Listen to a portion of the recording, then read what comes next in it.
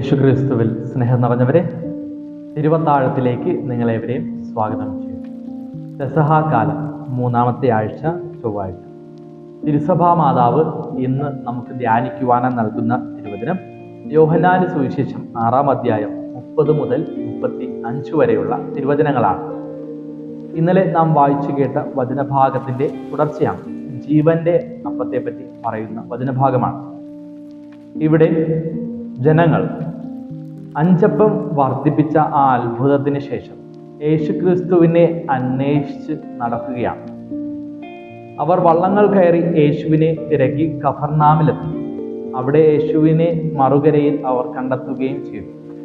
യേശുവിൻ്റെ അടുക്കിലേക്ക് ചെന്ന ആ ജനങ്ങൾ യേശുവിനോട് ചോദിക്കുന്ന ചില കാര്യങ്ങളൊക്കെയാണ്. യേശു അപ്പോൾ അവരോട് പറയുന്നുണ്ട്, നശ്വരമായ അപ്പത്തിനു വേണ്ടി അധ്വാനിക്കാതെ മനുഷ്യപുത്രൻ തരുന്ന നിത്യജീവന്റെ അനശ്വരമായ അപ്പത്തിന് വേണ്ടി അധ്വാനിക്കുവിൻ എന്ന് ജനങ്ങളോട് പറയുകയാണ്. അപ്പോൾ ജനങ്ങൾ യേശുക്രിസ്തുവിനോട് വീണ്ടും ചോദിക്കുകയാണ്. ഇതിങ്ങനെ ഇന്നത്തെ സുവിശേഷ ഭാഗം ഒരു ചെറിയൊരു സംഭാഷണത്തിന് ഒടുവിൽ ജീവന്റെ അപ്പത്തെ പറ്റി പറയുകയാണ്. ജനങ്ങൾ യേശുവിനോട് ചോദിക്കുകയാണ്, ദൈവഹിതം അനുസരിച്ച് പ്രവർത്തികൾ അനുഷ്ഠിക്കുന്നവരാകാൻ ഞങ്ങൾ എന്ത് ചെയ്യണമെന്ന് ചോദിക്കുന്നുണ്ട്. അപ്പോൾ യേശുക്രിസ്തു പറയുന്നു, ഇതാണ് ദൈവത്തിന്റെ പ്രവൃത്തി, അവിടുന്ന് അയച്ചവനിൽ വിശ്വസിക്കുക. അവിടുന്ന് അയച്ചവനിൽ വിശ്വസിക്കുക എന്ന് പറയുമ്പോൾ അതിനുശേഷമുള്ള വചനഭാഗമാണ് ഇന്ന് നാം വായിക്കുന്നത്. ജനങ്ങള് യേശുവിനോട് ചോദിക്കുകയാണ്, നിന്നിൽ ഞങ്ങൾ വിശ്വസിക്കുവാനായിട്ട് എന്ത് അടയാളമാണ് നീ ഞങ്ങൾക്ക് നൽകുക? മോശയുടെ കാലത്ത് മന്ന പൊഴിച്ചതുപോലെ നീ ഞങ്ങൾക്ക് അപ്പം നൽകി എന്നതാണോ എന്ന ചോദ്യമാണ്.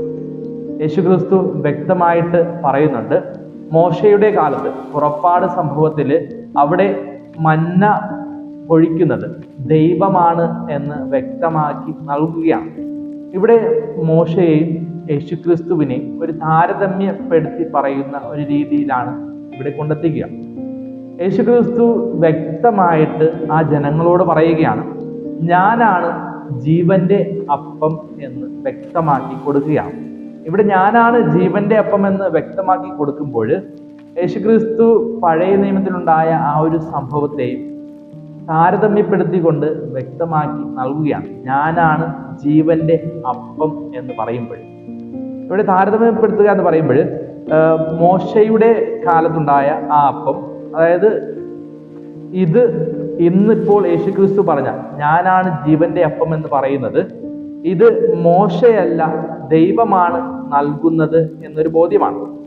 പിന്നെ ഇത് നടന്നത് കഴിഞ്ഞ കാലത്തല്ല, ഇന്ന് ലഭിക്കുന്ന ദാനമാണ് എന്നുകൂടെ വ്യക്തമാണ്. അതായത് മോശയുടെ കാലത്ത് പണ്ട് നടന്ന കാര്യമാണ്, എന്നാൽ ഇപ്പോൾ നടക്കുന്നത് ഇന്നിന്റെ ലോകത്ത് നടക്കുന്ന ആ ഒരു സംഭവമാണ്.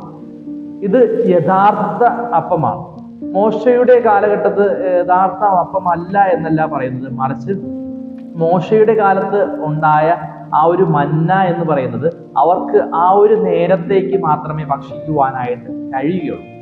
അവർക്കത് സൂക്ഷിക്കുവാനായിട്ട് കഴിഞ്ഞിരുന്നില്ല. എന്നാൽ ഇന്ന് ജീവന്റെ അപ്പമാണ് ഞാനെന്ന് പറയുന്ന ക്രിസ്തുനാഥൻ അത് ഇന്നും ഇന്നലെയും വീണ്ടും ജീവിക്കുന്ന യഥാർത്ഥമായ അപ്പത്തിനെ പറ്റിയാണ് യേശുക്രിസ്തു പറഞ്ഞു വയ്ക്കുക.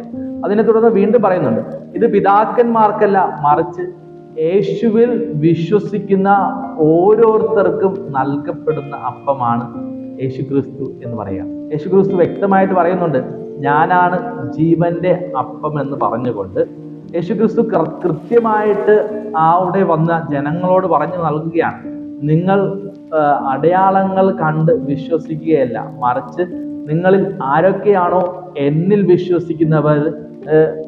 വിശ്വസിക്കുന്ന എല്ലാവർക്കും ഈ ജീവന്റെ അപ്പം ഞാൻ നൽകും എന്നാണ് പറഞ്ഞു വയ്ക്കുക. വീണ്ടും കർത്താവ് വ്യക്തമായിട്ട് പറയുന്നുണ്ട്, എൻ്റെ അടുത്ത് വരുന്നവന് ഒരിക്കലും വിശക്കുകയില്ല, എന്നിൽ വിശ്വസിക്കുന്നവന് ദാഹിക്കുകയുമില്ല എന്ന് ഇവിടെ കർത്താവ് വ്യക്തമായിട്ട് നമ്മളോടൊക്കെ പറഞ്ഞു വയ്ക്കുന്നുണ്ട്. ഈ ഒരു സുവിശേഷ ഭാഗം ജീവന്റെ അപ്പത്തെ പറ്റി പറഞ്ഞു നൽകിയ സുവിശേഷ ഭാഗമാണ്. ഇന്ന് നമുക്ക് മനസ്സിലാക്കേണ്ടത്, ഞാനും നിങ്ങളും ക്രിസ്തുവിനെ വിശ്വസിക്കുമ്പോൾ, ക്രിസ്തുവിൽ വിശ്വാസത്തിൽ ആഴപ്പെട്ട് ജീവിക്കുമ്പോൾ എൻ്റെ ജീവിതത്തിലെ യഥാർത്ഥ ജീവന്റെ അപ്പത്തിനെ തിരിച്ചറിഞ്ഞുകൊണ്ട് ആ ജീവന്റെ അപ്പത്തിനെ സ്വീകരിക്കുവാനായിട്ട്, യേശുക്രിസ്തു ആകുന്ന ജീവന്റെ അപ്പത്തിനെ സ്വീകരിക്കുവാനായിട്ട് നമുക്ക് സാധിക്കണം. വിശുദ്ധ കുർബാനയിൽ യേശുക്രിസ്തു മുറിയപ്പെടുമ്പോൾ എൻ്റെ ജീവിതത്തിലെ ജീവന്റെ അപ്പം എൻ്റെ ജീവിതത്തിലേക്ക് കടന്നു വരികയാണ് ചെയ്യുന്നത്. അവിടെ നാം മനസ്സിലാക്കേണ്ടത്, ഈ അപ്പം ഇന്ന് എൻ്റെ മുന്നിൽ മുറിയപ്പെടുകയാണ്. ഇത് മുന്നേ നടന്ന സംഭവമല്ല, ഇത് പണ്ട് കാലങ്ങളിൽ പറഞ്ഞു കേട്ട കഥകളല്ല, മറിച്ച് എൻ്റെ മുന്നിൽ ഇപ്പോൾ മുറിയപ്പെടുന്ന ജീവന്റെ അപ്പമാണ്. അത് യേശുവിൽ വിശ്വസിക്കുന്ന എല്ലാവർക്കും നൽകപ്പെട്ടുകൊണ്ടേയിരിക്കുകയാണ് ചെയ്യുക. ഇവിടെ നമുക്കും യേശുക്രിസ്തുവിൽ വിശ്വസിക്കാം. ജീവന്റെ അപ്പത്തെ നമുക്ക് സ്വന്തമാക്കുവാനായിട്ട് സാധിക്കും. അപ്പോൾ മനസ്സിലാക്കേണ്ടത്, ജീവന്റെ അപ്പം ഞാനാണ് എന്ന് യേശുക്രിസ്തു പറയുമ്പോൾ പോലും മനസ്സിലാക്കേണ്ടത്, ഇത് നടക്കുന്നത് ഇന്നാണ്.